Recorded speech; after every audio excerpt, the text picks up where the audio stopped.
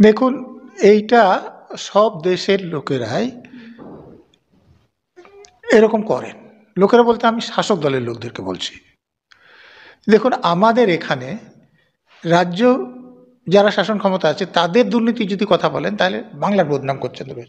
তো এখানে শাসক দল তৃণমূল আর বাংলা তো সমর্থক নয়, বা তৃণমূলের বদনাম করা মানে তো বাংলার বদনাম করা নয়। অন্যদিকে আপনি যদি মোদি বা অমিত শাহের কোনো দুর্নীতির কথা বলেন বা ভুল কাজ করেছে বলেন, তাহলে বলেন দেশের বিরোধিতা করছে। তো মোদি বা অমিত শাহ তো দেশের সঙ্গে সমর্থক নন। তিনিও যেমন ভারতের নাগরিক, আমিও তেমনি ভারতের নাগরিক। তিনি একটা পদে আছেন, আমি একটা জায়গায় আছি। তো তিনি যদি ভুল কাজ করেন, ভারতের নাগরিক হিসেবে আমি যদি তার ভুলটা ধরিয়ে দিই, তাহলে আমার প্রতি তার কৃতজ্ঞ থাকা উচিত। কিন্তু সেটা না করে এখানেও কি করা হয় আপনারা জানেন, এ রাজ্যেও কি করা হয় আপনারা জানেন, দেশে কি করা হয় আপনারা জানেন। তো সেই জন্যে যাকে গ্রেপ্তার করা হয়েছে তিনি সত্যিই কতটা খারাপ কাজ করেছেন বা সন্ত্রাসবাদীর মতো কাজ করেছেন কিনা আমার জানা নেই। কিন্তু আমি এইটুকু বলতে পারি যে সেখানে এখন যারা শাসন ক্ষমতায় আছেন তাদের অপছন্দ হলে তারা এটা দেশের বিরুদ্ধে বলছে বা সন্ত্রাসবাদীর কাজ করছে, এরকম করতে পারেন বলে শাসকদের উপর আমার কি বলবো, মানে খুব ভালো ধারণা নেই। যারা শাসন ক্ষমতায় থাকেন তারা তাদের বিরোধিতা করলেই তাকে যেন তেন প্রকারণে হেনস্থা করেন। যদি সেরকম করা হয়ে থাকে তাহলে সেটা খুবই অন্যায়। এবং আপনারা দেখুন যে আমাদের ভারতের তরফ থেকে বাংলাদেশের ঘটনা আমাদের বিদেশের ঘটনা, অন্য রাষ্ট্রের ঘটনা।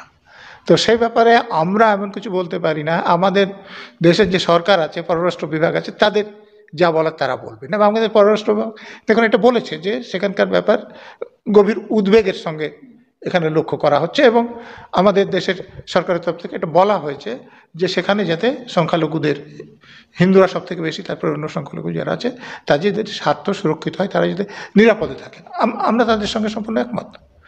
কিন্তু ধরুন যখন অন্য কোনো রাষ্ট্রের কোনো ঘটনা হয়, যেমন আমি বলছি বার্লিনের একটা সংস্থা আছে ট্রান্সপারেন্সি ইন্টারন্যাশনাল, তারা কোন দেশ কত বেশি দুর্নীতি আছে সে ব্যাপারে একটা তালিকা প্রকাশ করে। তো তারা যখন তালিকাটা প্রকাশ করেছে, আমাদের ভারতের যারা শাসন ক্ষমতা আছে তাদের প্রতিক্রিয়া কি, যে এটা ঠিক নয়, তাই তো?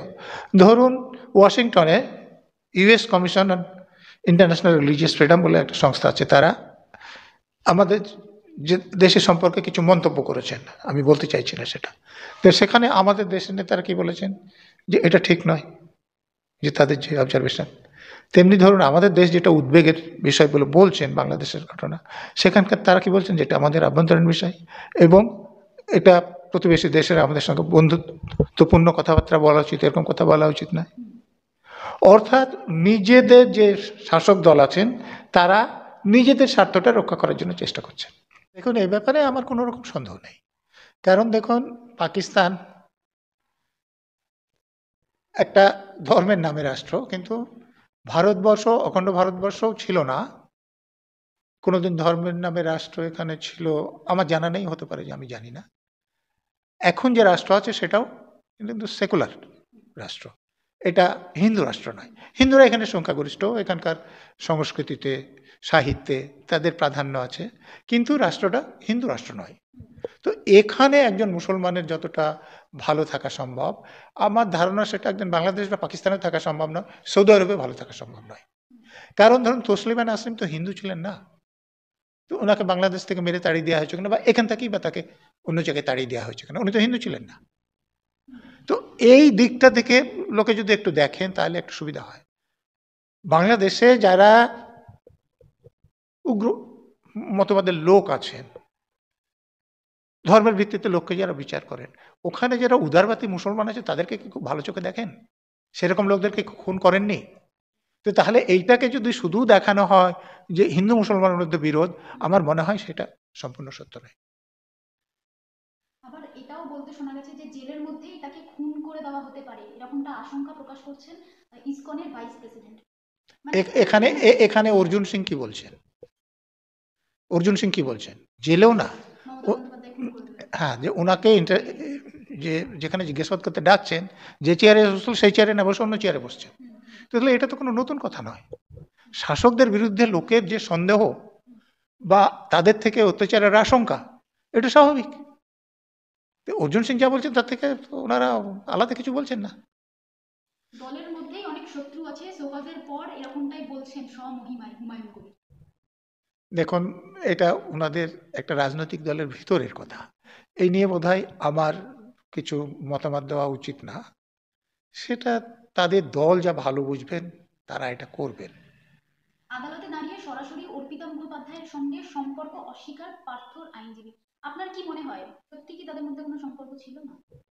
দেখুন,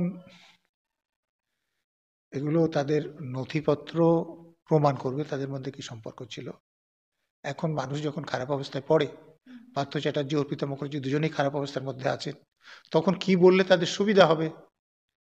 তো যেহেতু অর্পিতা মুখার্জির বাড়িতে এই নগদ নোটগুলো, গয়নাগুলো, কাগজপত্রগুলো উদ্ধার হয়েছে, তো তখন নিশ্চয়ই পার্থ চ্যাটার্জির আইনজীবী এইটুকু বুঝেছেন যে অর্পিতা মুখার্জির সঙ্গে পার্থ চ্যাটার্জির সম্পর্ক অস্বীকার করলে তাতে লাভ হবে। এর বেশি আমার কিছু বলার তার নেই। মানে ছিল সম্পর্ক। না, আমি কি বলবো, আইনজীবীরা তো চিন্তা ভাবনা না করে আইনের কথা না ভেবে কথা বলেন না। পুরো দুর্নীতি মামলায় অর্জুন সিংকে ডেকে পাঠিয়েছিল গতকালকে, এবং সেখানে মিডিয়াদের সামনে অর্জুন সিং বলছেন যে মমতা বন্দ্যোপাধ্যায় তাকে মারার চেষ্টা করছেন। দেখুন, আমি তো বললাম, দেখুন অর্জুন সিং তৃণমূলে ছিলেন, বিজেপিতে ছিলেন, বিজেপি থেকে এমপিও হয়েছিলেন, আবার তৃণমূলে এসেছিলেন, আবার বিজেপিতে গিয়েছেন। অতএব অর্জুন সিং সেখানে একটা ফ্যাক্টর। এখন দেখুন, যে যারা রাজনীতিবিদ আছেন তারা খুব ভালোভাবে সততার সঙ্গে লোকের কাছে ভোট চাইছেন, লোক সুষ্ঠুভাবে তাদেরকে ভোট দিয়ে যেতেছে, এরকম সংখ্যা কম। গুন্ডা বদমাশরাই তাদের জন্য ভোট করছেন, তারা জিতছেন, এদের সংখ্যাই বেশি। তো তাহলে রাজনৈতিক নেতারা দেখুন নিজের দলের লোককে মেরে দিচ্ছেন। তো অর্জুন তো এখন অন্য দলের আছে, তো এটা অস্বাভাবিক কিছু ঘটনা নয়।